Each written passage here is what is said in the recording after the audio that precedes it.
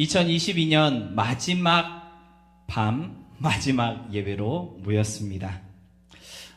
미국 교회에는 없지만 한국 교회만 가지고 있는 몇 가지 특징들이 있습니다. 그 중에 하나가 바로 송구영신 예배입니다. 이민 생활이 좀 되신 분들은 아시겠지만 보통 서양 교회 분들은요, 뉴이어를 맞이할 때 우리처럼 교회에 모여서 예배를 드리지 않습니다. 가정에서 가족들과 또는 친구들끼리 모여서 또는 아는 사람들끼리 이렇게 모여서 새해를 맞이하는 것이 서양 문화이고 또 서양 교회의 문화인데요. 유독 한국 교회는 송구영신이라는 타이틀로 이렇게 교회에 모여서 예배를 드립니다. 사실 송구영신이라는 말 자체는요, 묵은 해를 보내고 새해를 맞이한다라고 하는 그러한 뜻인데요. 그런데 이 표현의 유래를 살펴보면 한국의 무속신앙, 그러니까 자연신을 섬긴다거나 또는 조상신을 섬기는 그러한 풍습에서부터 유래되었다는 사실을 우리가 알 수 있습니다. 한국의 전통 문화들을 기록하고 있는 향토문화대전이라던가 한국민족문화 대백과 사전인 동국세시기라고 하는 책이 있더라고요. 그 책의 내용들을 이렇게 살펴보면 송구영신이라는 표현과 함께 그러한 설명이 쓰여져 있습니다. 한 해의 마지막 밤, 새해의 새벽에 날이 밝아오기까지 온 집의 불을 환하게 밝히고 뜬 눈으로 날을 새며 캄캄한 밤 환한 빛을 따라 집으로 들어오는 신령들에게 복을 비는 풍습이 있었다라고 하는 그러한 기록이 있는 것을 발견할 수가 있는데요. 따라서 송구영신이라는 이 표현 자체가 상당히 미신적이고 또 우상적인 의미를 담고 있다는 것은 부인할 수 없는 사실인 것 같습니다. 그래서 근래의 젊은 교회들은요, 송구영신 예배로 모이는 것을 거부하기도 하고요. 또 어떤 분들은 송구영신 예배 자체를 비판하시는 그러한 사람들도 있습니다. 하지만 교회 안으로 이미 들어와 있는 이 송구영신 예배의 그 교회 안에서의 어떤 기원을 살펴보면요, 또 다른 의미가 있다는 것을 우리가 찾아볼 수가 있는데요. 한국 기독교 역사의 그 기록을 보면요, 한국의 최초의 송구영신 예배가 기록되어져 있는데, 한국의 첫 번째 송구영신 예배는요, 1885년 12월 31일에 한국의 선교사로 오셨던 언더우드 선교사님, 아펜젤로 선교사님께서 사역하셨던 정동교회와 그리고 베델교회가 철야 제야 기도회라고 하는 이름으로 연합기도회를 갖게 되었는데, 이것이 최초의 송구영신 예배였다고 합니다. 놀랍죠? 예, 저도 처음 알았습니다. 설교 준비하면서. 언더우드 선교사님, 아펜젤로 선교사님, 그럼 다 알고 있는 선교사님이잖아요. 맞죠? 한국교회 성도치고 이 두 분 모르면 간첩일 수 있습니다. 너무나도 유명하신 선교사님 두 분께서 같이 시작하셨던 그 철야 제야 기도회가 송구영신 예배의 시초였다고 합니다. 재밌는 것은요, 1885년 12월 31일에 두 분 선교사님을 중점으로 가졌던 이 철야 제야 기도회는 감리교와 장로교 선교사들의 연합 기도회이었고요. 그때 기도회에 모였던 멤버들을 이렇게 쭉 보니까 외국에서 들어오신 선교사님들만 10분 정도가 모여서 가졌던 그러한 기도회이었다라고 하더라고요. 당시 이들은요, 한국에 선교사로 들어온 지 2년밖에 되지 않았을 때 그러한 기도회를 갖게 되었는데, 그래서 도대체 어떤 의미와 뜻을 가지고 12월 31일에 기도회를 가졌는지 우리가 정확한 그 의도는 알 수가 없지만 분명한 사실 한 가지가 있었다고 합니다. 당시 그 기도회에 특별한 목적이 있었는데요. 무슨 목적이 있었냐면, 말씀드린 것처럼 10분의 한 10여 명 정도 되는 선교사님들만 모여서 기도회를 가졌잖아요. 이 10여 명의 이 선교사님들이 모여서 12월 31일 날 함께 열심히 기도했던 기도 제목이 하나 있었대요. 그게 뭐냐면, 하나님, 이 한국 땅에 예수 믿는 한 사람, 예수로 말미암아 변화받은 그 한 사람을 세워주세요 라고 하는 그 기도 제목 한 가지를 놓고 1885년 12월 31일에 선교사님들이 모여서 기도했다라는 것이죠. 그리고 놀라운 사실은 이 기도는 같은 해 7월 18일에 노충경이라는 세례교인을 세우는 응답으로 이어졌다라고 합니다. 정말 신기하지 않습니까? 이런 기록들이 다 있어요. 정말 우리 민족들은 기록에 강한 민족들인 것 같습니다.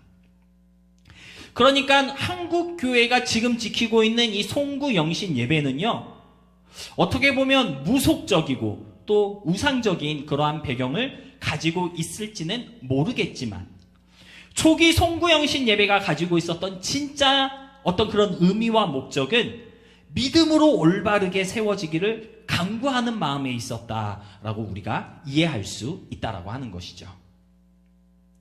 그토록 신앙적이고 또 성경적인 그런 간절한 마음으로 시작되었던 송구영신 예배이었기 때문에 지금까지도 그 아름다운 전통이 이어지고 있다고 우리가 생각해 볼 수 있습니다. 그렇기 때문에 송구영신 예배를요, 너무 미신적이다 또는 우상숭배적이다 그러한 관점에서만 해석하고 또 비판하는 것은 어쩌면 이 송구영신 예배가 처음부터 가지고 있었던 그 예배의 의미를 제대로 이해하지 못한 그런 어떤 실수에서 비롯된 것이 아닐까라고 말할 수도 있을 것 같은데요. 여러분들 앞에 좀 솔직하게 고백하자면 사실 저도 송구영신 예배에 대해서 그리 좋지 않은 생각을 가지고 있었습니다. 그래서 사실 올해부터는 송구영신 예배를 안 가지려고 했었어요. 그런데 리더들이 송구영신 예배를 꼭 해야 한다고 강력하게 주장을 하시는 바람에 이렇게 예배를 하게 되었는데, 덕분에 저도 송구영신 예배에 대한 좀 새로운 이해, 어떤 올바른 이해를 가질 수 있게 되었습니다. 지난 성탄절에 우리는 12월 25일이 원래는 태양신을 숭배하던 날이었다라고 하는 사실을 함께 나누었는데요. 어쩌면 송구영신 예배도 그런 의미를 가지고 있는 것 같습니다. 토속적이고 무속적이며 또 우상숭배적인 색깔이 너무 강했던 이 송구영신의 날이 기독교적인 의미와 색으로 덮어지게 되었고, 그래서 우상숭배적인 의미는 사라지고 기독교의 명절과 풍습으로 각인되어진 날이 되었다라고 말할 수 있는데요. 저는 이것을 기독교의 승리다라고 이렇게 표현하고 싶습니다. 왜 그러냐면요, 여러분, 성탄절의 기원이 비록 태양신을 숭배하는 날에서부터 시작되었지만 요즘에 12월 25일 그러면은 태양신 숭배하는 날이요? 이렇게 생각하는 사람 있어요, 없어요? 없습니다. 예수님 태어나신 날 크리스마스잖아요. 이렇게 대답하는 사람이 훨씬 많잖아요. 맞죠? 원래는 우상의 날이었는데 지금은 예수님의 날이 된 것. 이것이 기독교의 승리 아닐까요? 송구영신 예배도 마찬가지입니다. 여러분들 사회생활 해보셔서 알겠지만 송구영신이라는 단어를 아직까지도 유일하게 쓰고 있는 단체가 어디예요? 교회 아니고선 잘 안 씁니다. 송구영신 그러면은 의례? 예배? 이렇게 생각하잖아요. 맞죠? 누가 송구영신 그러면 귀신 부르는 날이요? 이렇게 이해하는 사람 없잖아요. 맞죠? 원래는 귀신 부르는 날이었지만 송구영신의 그 날이 기독교적인 색깔과 의미가 덮어짐으로써 이제는 예배드리는 날로 그렇게 많은 사람들에게 인식되어지고 있기 때문에 이것이 기독교의 승리다라고 우리가 얘기할 수 있을 것 같습니다. 기독교적인 의미와 풍습으로 이교도적이고 또 무속적이었던 이러한 날들을 변화시킨 승리의 날이라는 표현이 어울리지 않을 수 없는 그러한 날이 바로 송구영신이기 때문에, 그렇기 때문에 오늘 우리가 송구영신 예배로 모여 예배하는 것은요, 더 기쁘고 감사한 시간이 될 것 같습니다. 송구영신의 날이 귀신의 날에서 믿음의 날, 하나님을 생각하고 찬양하며 믿음으로 올바로 서기를 다짐하는 날로 새롭게 변화된 것처럼 오늘 이 예배에 참석하시는 모든 분들에게도 그와 같은 변화와 다짐이 있을 수 있기를 축복합니다. 그것이 진정한 송구영신, 나의 묵은 것을 내어버리고 새로운 모습으로 덧입게 되어지는 그러한 의미의 날이 될 것입니다. 오늘 이렇게 한 해를 마무리하고 또 새로운 1년을 맞이할 때에 저는 여러분과 함께 신명기 32장의 말씀을 같이 묵상해 보려고 합니다. 특별히 신명기서 자체가요, 올드 제너레이션에서 뉴 제너레이션으로 세대 교체가 이루어지는 시점에 쓰여졌기 때문에 송구영신 예배에 적합한 메시지를 담고 있다고 그렇게 생각이 되는데요.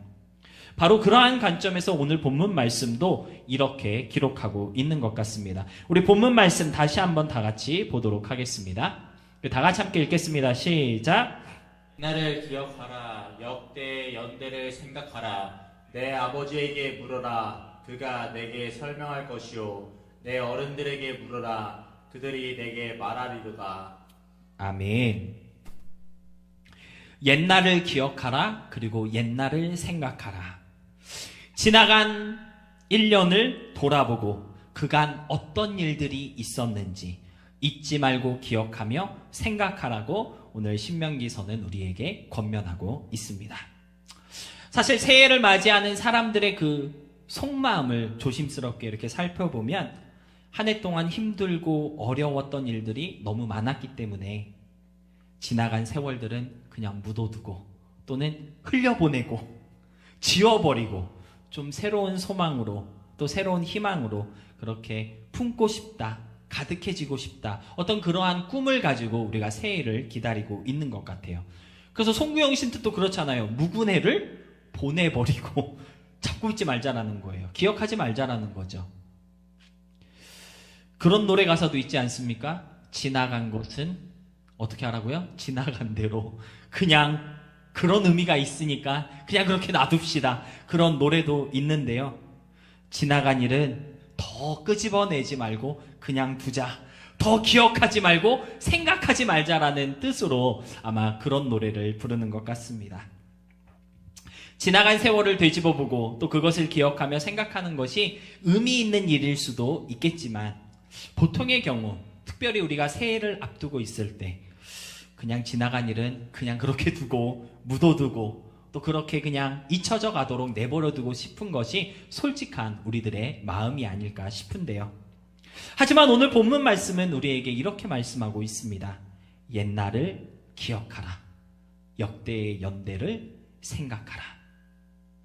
지난 2022년의 시간들을 기억하고 그 날들의 일들을 잊지 말라고 강력하게 부탁하고 계시다는 것이죠. 많은 사람들이 그러는 것처럼 옛날 일들은 그냥 그렇게 흘려보내고 잊혀지면 그만인 것처럼 그냥 그렇게 취급하면 될 텐데 왜 오늘 본문 말씀은 우리에게 옛날을 잃어버리지 말라고 기억하고 생각하라 라고 말씀하고 있는 것일까요? 왜 우리는 묵은 해를 흘려보내고 새해를 맞이하는 이 시점에서 묵은 해의 일들을 기억하며 생각해야 하는 것일까요? 송구영신이라는 말과는 어울리지 않는 오늘 본문의 이 부탁이 어떤 중요한 의미를 가지고 있는지 이 시간 함께 묵상해 보려고 합니다. 오늘 함께 나누는 이 말씀이 한 해를 보내고 또 새해를 맞이하는 우리에게 은혜의 흔적들을 되짚어 보게 되는 그러한 추억 여행이 될 수 있었으면 좋겠습니다. 첫 번째로 옛날을 기억하고 생각하라 하신 이유는요, 지나간 세월 속에 하나님의 은혜의 흔적들이 있기 때문입니다. 한번 따라해 보시기 바랍니다. 하나님의 은혜에 흔적들이 있다. 오늘 우리가 함께 읽은 신명기서는요, 앞에서 말씀드렸던 것처럼 출애굽 세대들의 세대 교체 시점에서 쓰여진 것입니다. 애굽에서부터 시작된 하나님의 놀라운 역사들을 몸소 다 체험했던 올드 제너레이션에서 광야 40년의 세월 동안 태어난 뉴 제너레이션으로 세대가 교체될 때 그들이 약속의 땅 가나안으로 들어가서 어떻게 하나님을 믿고 따르며 섬겨야 할지를 세세하게 가르쳐주기 위한 목적으로 기록된 성경이 바로 이 신명기라고 하는 성경인데요. 그래서 신명기는요, 신앙 지침서 또는 바른 믿음 가이드 이러한 별명으로 불리기도 하는 성경입니다. 재밌는 것은요, 올바른 신앙생활을 위한 권면, 어떻게 하나님을 잘 믿어야 하고 또 잘 따를 수 있는지를 가르쳐 줄 때 오늘 모세가 이들에게 해준 첫 번째 권면이 무엇이었던 것입니까? 바로 오늘 본문 말씀처럼 옛날을 기억하라 그리고 생각하라 이었다라는 것이죠.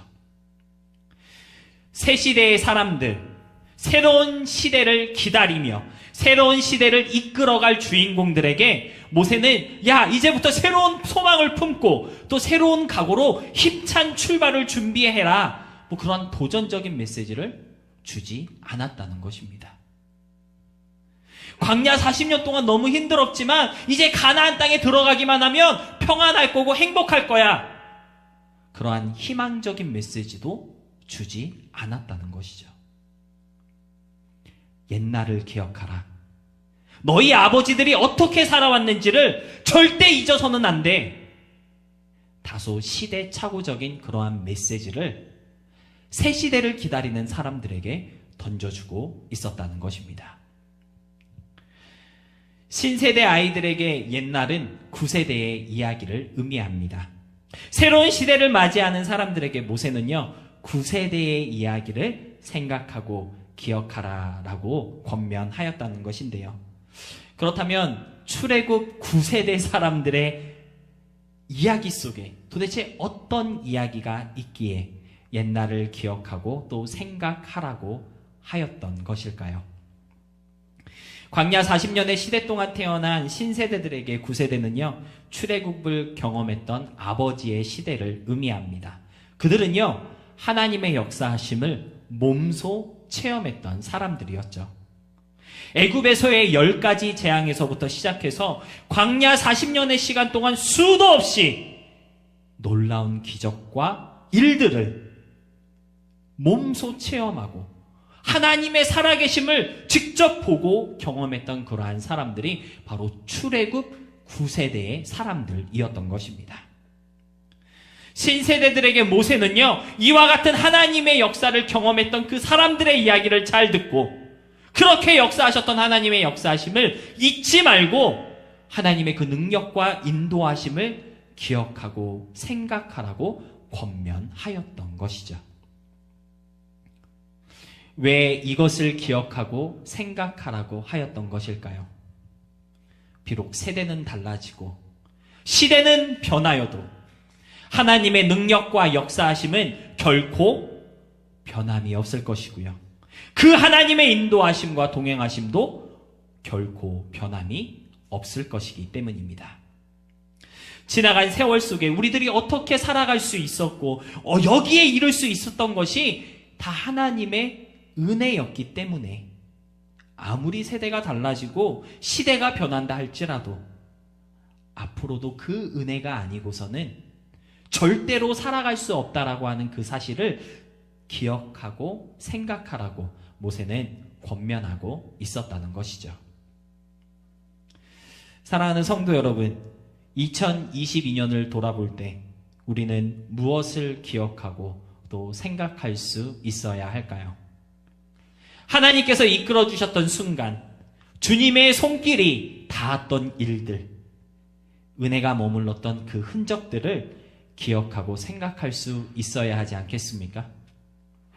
특별히 우리 학생들을 볼 때 정말 놀라운 그러한 체험들이 많이 있는 것 같습니다. 저는 아직도 그때의 그 현상의 목소리를 기억하면 심장이 벌렁듭니다. 목사님, 시험 결과가 나왔습니다. 시험 결과가 그때 정말 죽는 줄 알았거든요. 기도했던 것보다 생각했던 것보다 너무 잘 나와서 너무 감사합니다. 이렇게 고백했던 그 목소리, 지금도 생각하면 심장이 벌렁거립니다. 은혜의 흔적이 분명히 있잖아요. 맞죠, 현상아? 동건이도 마찬가지고요. 그놈의 회로가 뭔지 정말 눈물 콧물 다 빼면서 기도하면서 공부했는데 하나님이 정말 놀랍도록 인도해 주셨거든요. 그러한 은혜의 흔적들, 그러한 역사들, 하나님의 손길이 닿았던 그 순간들을 우리가 기억할 수 있어야 한다는 것이죠. 비록 2022년 한 해의 시간은 다 지나가고 또 잊혀지겠지만 하나님이 함께 하셨던 그 순간들과 은혜의 시간들은 기억하고 생각할 수 있어야 하겠습니다. 왜냐하면 2023년이 비록 새로운 시간이고 또 새로운 한 해이긴 하지만 인도하여 주셨던 하나님의 그 은혜가 아니고서는 절대로 살아갈 수 없는 우리이기 때문입니다. 묵은애를 보낸다고 해서 지난 시간들의 그 모든 은혜들까지 다 흘려보내지 마시고 그 은혜의 향기를 잘 간직할 수 있는 우리가 되어야 하겠습니다. 미국 남침례교 목사이면서 성공적인 교회 성장의 예를 보여준 그레이스 커뮤니티 철치의 존 맥가터 목사님은요, 그런 말을 하신 적이 있어요. 신앙생활이 오래되었다고 하는 것의 유일한 장점은 그 어떤 것도 아니라 기억하며 생각할 수 있는 은혜의 추억들이 많다는 것에 있다. 그러한 말을 하신 적이 있거든요. 여러분, 은혜의 추억들을 잘 기억하고 또 잘 간직하면요, 나태해지고 또 변질될 위험이 아주 극히 줄어들게 될 것입니다. 은혜의 순간들을 잃어버리지 않고 그 흔적들을 잘 새겨놓고 있으면요, 더 큰 은혜의 순간들을 경험하게 될 것이기 때문에 옛날을 기억하고 생각하는 것은 너무나도 중요합니다. 오늘 송구영신 예배로 우리가 모였을 때 여러분은 어떤 은혜의 순간들을 기억하며 또 생각하기 원하십니까? 2022년이 지나간 옛날의 시간이 된다 할지라도 분명 그 시간 속에 여러분들을 인도하시고 또 새롭게 하셨던 하나님의 그 손길은 분명히 있었을 것입니다. 그 은혜를 기억하고 또 잃어버리지 마시기 바랍니다. 잊지 마시고 잘 새겨두시기 바랍니다. 2023년도에도 그 은혜가 여러분을 인도하시고 세워주실 줄로 믿습니다. 두 번째로 옛날을 기억하고 또 생각해야 하는 이유는요, 말해줄 수 있어야 하기 때문입니다. 그럼 따라해 보시기 바랍니다. 말해줄 수 있어야 한다. 오늘 본문에서 모세는요, 새 시대의 주인공들에게 뿐만 아니라 구시대의 사람들에게도 사실은 권면하고 있습니다. 설명해줘라, 말해주라 라고 하는 그러한 권면을 하고 있는데요. 옛날을 기억하고 생각하는 방법으로 모세는요, 아버지에게 물어봐, 그들의 조상들에게 여쭈어봐라, 이러한 방법을 새 시대의 아이들에게 제시해 주었거든요. 그 말은 즉슨 아버지 세대들에게는 야, 잘 설명해 줘야 돼, 똑바로 말해줘라 라고 하는 미션을 부여한 것과도 마찬가지입니다. 맞죠? 어떠한 은혜를 너네가 받았는지, 하나님이 어떻게 너희들을 인도해 줬는지 너네가 잘 말해줘야 돼. 너네가 잘 전달해야 돼. 그러한 미션을 구시대의 사람들에게 부여했다라고 하는 것이죠. 여러분, 우리가 은혜의 순간들을 기억하고 또 그때의 향수를 잘 간직해야 하는 이유는요, 다른 사람들에게 잘 말해주고 그들에게 잘 전달할 수 있어야 하기 때문입니다. 여러분에게 임한 하나님의 은혜는요, 결코 여러분 혼자만 누리라고 주신 은혜가 아니라는 것을 우리는 알아야 하겠습니다. 그 은혜는요, 나를 통하여 다른 사람에게 전달되어질 또 다른 은혜로 역사되어야 할 그러한 은혜라는 사실을 우리가 깨달을 수 있어야 한다라는 것이죠. 왜 우리가 다른 사람들의 간증을 듣거나 또는 다른 사람들이 경험했던 그러한 은혜의 순간들을 공유할 때 왜 마음에 공감이 되고 감동이 되는 걸까요? 그들이 경험했던 그 은혜의 역사들이 간접적으로 나에게 역사되고 또 체험되기 때문이 아니겠습니까? 은혜의 통로라는 표현을 우리가 자주 사용하고 있는데요, 바로 우리가 하나님의 은혜가 흐르고 전달되는 그런 은혜의 통로가 되어야 하기 때문에 은혜의 순간들을 기억하고 생각할 수 있어야 하는 것입니다. 여러분은 누군가에게 말해줄 수 있는 그러한 은혜가 있으신가요? 어떤 은혜를 나눌 수 있고 또 무슨 이야기를 들려줄 수 있으십니까? 베드로전서 3장 15절을 보니까요, 묻는 자에게 대답할 것을 항상 준비하고 있으라 라고 말씀하고 있습니다. 은혜에 대해 묻던지, 믿음에 대해 묻던지, 또는 구원이 무엇인지 묻던지, 그 모든 질문에 항상 대답할 것을 준비하고 있으라고 그렇게 권면하고 있는 것인데요. 그러기 위해서는 나에게 일어난 그 은혜의 일들을 우리가 기억하고 생각할 수 있어야 하겠습니다. 2023년이 곧 시작됩니다. 2022년에 은혜로웠던 순간들을 고이고이 잘 쌓아두었다가 그 은혜들을 잘 나누고 또 말해줄 수 있는 우리 모두가 될 수 있기를 소망합니다. 여러분의 입술로 고백되어지는 하나님의 역사를 통해 다른 사람에게도 또 하나의 은혜로운 추억이 생기고 은혜의 역사가 일어나게 되는 진정한 은혜의 통로로서의 그 역할을 잘 감당하게 되는 그런 우리 모두가 되었으면 좋겠습니다. 말씀을 정리하겠습니다. 2022년을 마무리하면서 지나간 한 해를 추억하고 또 기억할 때 오늘 우리들의 마음속에 무엇이 남아있는지 잠깐 생각해보면 생각해보면 좋겠습니다. 어떤 분들의 마음 가운데는 먹고 살기 위해서 아둥바둥 힘쓰며 달려온 그러한 시간들이 남아있을 수도 있고요.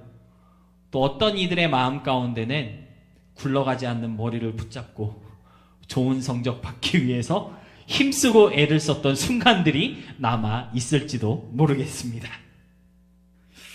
결단하지 못해서 갈팡질팡하면서 하나님 앞에 거룩하고 성결하기 위해 온갖 노력을 다 쏟아부었던 그러한 열심도 있었고요. 또 그만큼 좌절하고 무너지며 마음이 괴롭고 아팠던 시간들도 있었을지도 모르겠습니다. 오늘 이 시간 우리가 옛날을 기억하며 또 지나간 세월 속에 부어주신 하나님의 은혜를 생각할 때 우리가 살아온 그 삶의 모든 모습들이 어떠한 모습으로 남아있든지 간에 결국 주님 안에서 행복했다라고 하는 고백이 있을 수 있기를 주님의 이름으로 축복합니다.